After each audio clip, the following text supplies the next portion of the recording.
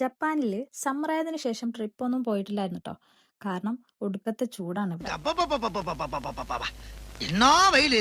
അവസാനം ഞങ്ങള് വീക്കെൻഡില് വൺ ഡേ ട്രിപ്പ് പ്ലാൻ ചെയ്തപ്പോ 2-3 സ്ഥലങ്ങളൊക്കെ ഉണ്ടായിരുന്നു. ആദ്യം പോയത് ഷിൻഡോ ഷൈനിലേക്കാണ്. വേ ഓഫ് ദ ഗോഡ്സ് എന്നാണ് ഷിൻഡോ എന്നതിന്റെ അർത്ഥം. ഇതിനകത്ത് എത്തണമെങ്കിൽ കുറെ കവാടങ്ങളുണ്ട് ട്ടോ.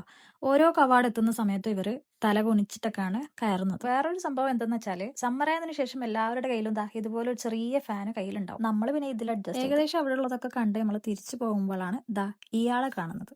അങ്ങനെ ഞങ്ങൾ ഐസ്ക്രീം ഒക്കെ കഴിച്ച് നേരെ പോയത് ഫുത്താമി എന്ന സ്ഥലത്തുള്ള വെഡഡ് റോക്സ് കാണാൻ വേണ്ടിയിട്ടാണ്. ആ കാണുന്ന 2 പാറകൾ തമ്മിൽ കല്യാണം കഴിച്ചതാണ് അത്ര. ആ കാണുന്ന വലിയ പാറ ഭർത്താവ്, ചെറിയ പാറ ഭാര്യയുമാണ്. ഇവിടെ വലിയൊരു ഷെല്ല് ഡിസ്പ്ലേ ആയിട്ട് വെച്ചിട്ടുണ്ട് കേട്ടോ. 150 വർഷം പഴക്കമുള്ള ഈ ഷെല്ല് ലോകത്തിലെ ഏറ്റവും വലിയ ഷെല്ലിൽപ്പെട്ടതാണ്. പിന്നെ ഇവിടെ കുറെ പലകളിൽ ഓരോന്ന് എഴുതി വെച്ചിട്ടുള്ളത് കാണാം. ഇവ ജപ്പാനിലെ ആളുകള് അവരുടെ ആഗ്രഹങ്ങൾ എഴുതി ദൈവത്തിന് സമർപ്പിക്കുന്ന പ്രാർത്ഥനാ പലകളാണ്. ഇവിടെ കൂടുതൽ ആൾക്കാർ ഉണ്ടാവുക സൺസെറ്റിന്റെ സമയത്തും സൺറൈസിന്റെ സമയത്തുമാണ്. പക്ഷെ നമ്മൾ പോയത് നട്ടുച്ച വെയിലത്താണ്. അങ്ങനെ ഇതൊക്കെ കണ്ട് കുറെ വെയിലൊക്കെ കൊണ്ട് ബാക്കി പോകാനുള്ള സ്ഥലങ്ങളൊക്കെ ഒഴിവാക്കി നമ്മൾ അവിടുന്ന് സ്ഥലം വിട്ടു. അപ്പൊ ഓക്കെ, ടാറ്റ.